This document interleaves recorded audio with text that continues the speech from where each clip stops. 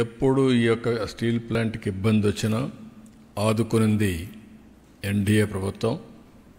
ఆ రోజు ఇక్కడుంది ముఖ్యంగా తెలుగుదేశం ప్రభుత్వం, ఇప్పుడు ఎన్డీఏ ప్రభుత్వం. మళ్ళీ ఇలాంటి అనేక సమయాల్లో ముందుకొచ్చి ఇవన్నీ చేశాం. గడిచిన 5 సంవత్సరాల్లో పూర్తిగా నిర్లక్ష్యం చేశారు. దానివల్ల కూడా చాలా ఇబ్బంది వచ్చింది. ఎన్నికల సమయంలో హామీ ఇచ్చాం.